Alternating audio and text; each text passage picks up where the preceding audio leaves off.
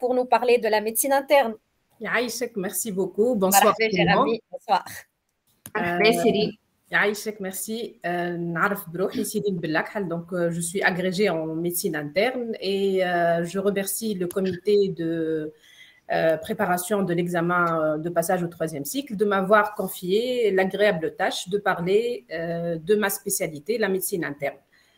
Avant de commencer, je tiens à féliciter les jeunes collègues résidents qui ont réussi l'examen et je leur souhaite une très belle carrière, Inch'Allah, dans la spécialité qu'ils vont choisir. Inch'Allah, la médecine interne. Donc, médecine interne, c'est une spécialité médicale par excellence. C'est une spécialité, le cursus il est de 5 ans. Donc, le cursus, il est composé de 7 stages de médecine interne et de 3 semestres en stage complémentaire ou optionnel. Que ce soit en endocrinologie, en hématologie, ou en rhumato, en néphro, en dermato, en réa médicale, en immuno et en maladies infectieuses. Donc, 7 semestres obligatoires et 3 semestres optionnels. La spécialité donc, qui m'apporte, c'est une spécialité médicale. Dans l'esprit général, c'est la prise en charge globale du patient, c'est le pilier de la médecine interne. Le type de pathologie qu'on voit, c'est essentiellement les maladies systémiques, c'est-à-dire les maladies qui touchent plusieurs organes par opposition aux spécialités d'organes. Donc, nous, c'est la prise en charge globale des pathologies qui touchent plusieurs organes. On voit aussi les maladies inflammatoires chroniques, les grands syndromes, les fièvres long cours, les syndromes inflammatoires biologiques.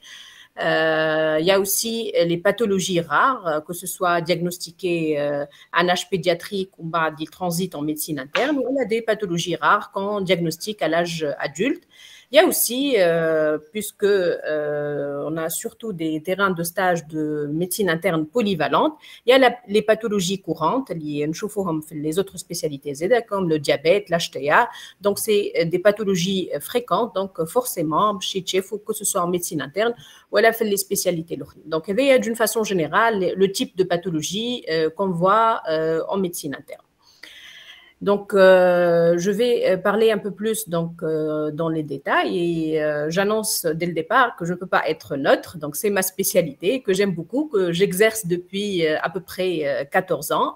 Donc, j'ai des liens d'intérêt avec la spécialité. Donc, c'est une spécialité qui est très riche, à la fois calme, compatible avec une vie sociale normale. Vous pouvez très bien travailler et vivre en parallèle. Et c'est une spécialité à la fois calme et très passionnante. Il y a souvent le défi diagnostique, les challenges, les diagnostics difficiles et on est souvent impatient de connaître le diagnostic final du patient qu'on hospitalise pour exploration, puisque c'est une spécialité essentiellement de diagnostic. Donc, c'est des patients qui nous sont en général adressés par d'autres collègues pour exploration diagnostique. Je cite à titre d'exemple les patients qui sont donc admis pour bilan étiologique, par exemple, d'une thrombose veineuse. On peut découvrir une pathologie qui est derrière et la thrombose est le premier signe de cette pathologie. Donc, c'est une spécialité essentiellement de diagnostic.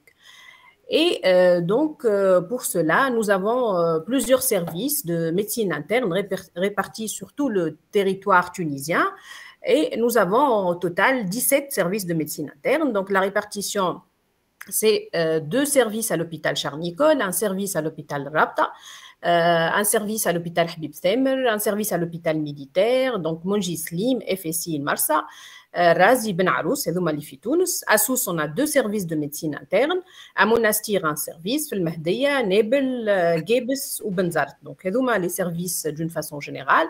C'est des terrains de stage qui vraiment accueillent très bien les résidents. L'ambiance est quasi parfaite. On n'a pas de conflit de spécialité. On n'a pas de service qui n'accepte pas de collaborer avec les autres services. L'ambiance est très conviviale entre les différents services de médecine interne.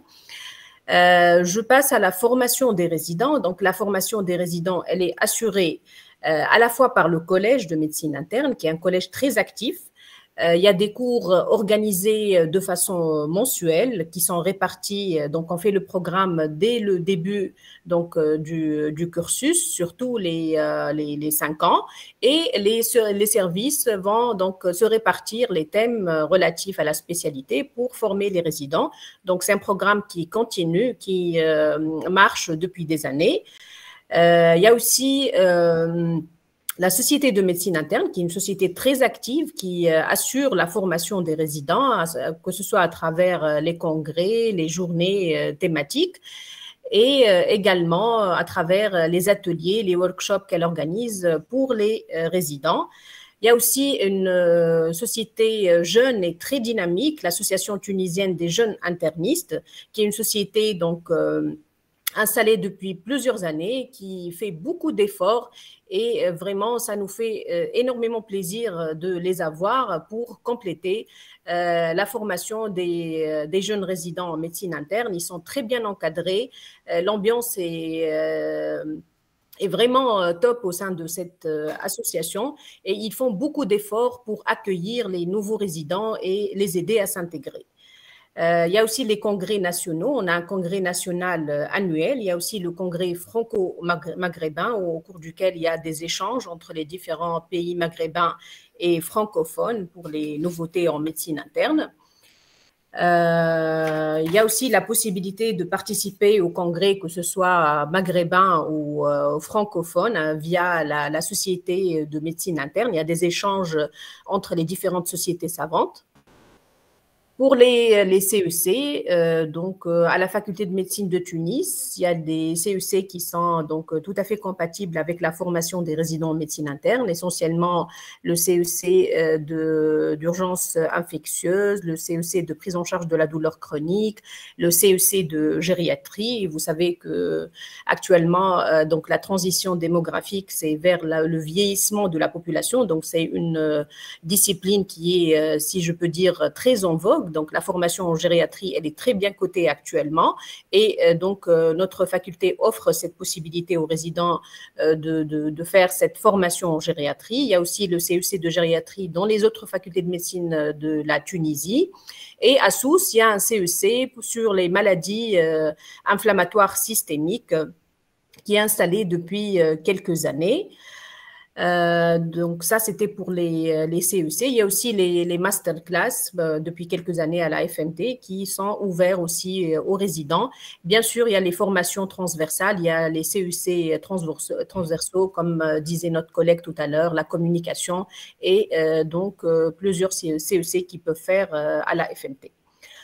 Donc, je passe à la carrière hospitalo-universitaire en médecine interne. La carrière est ouverte aux nouveaux assistants. Il y a souvent assez de postes. Et il n'y a pas très longtemps, il y a eu le concours d'assistanat et nous avons donc accueilli 4 nouveaux assistants qui avaient tous leur poste. Donc, c'est une carrière qui est encore…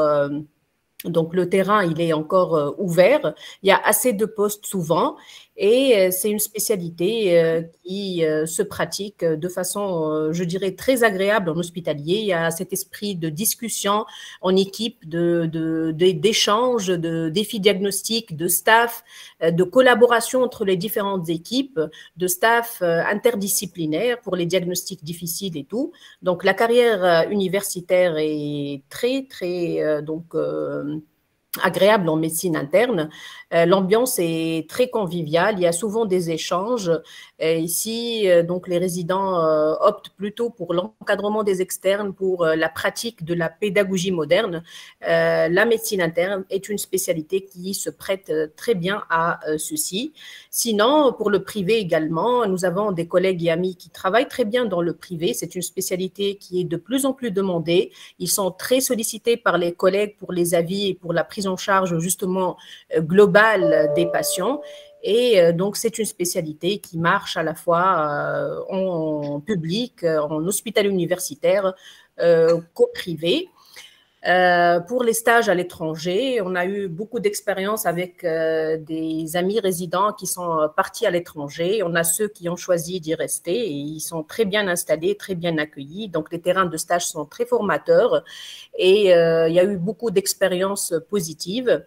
Il y a eu aussi ceux qui sont partis se perfectionner, ils sont revenus, comme ma collègue qui travaille avec moi actuellement au service, elle est partie et est revenue en Tunisie. On est très content de la voir revenir.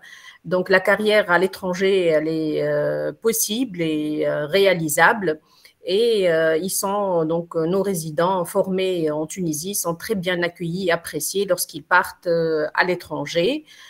Voilà, j'espère avoir abordé tous les points. Je finis par dire que c'est très, très belle spécialité pour ceux qui souhaitent la choisir.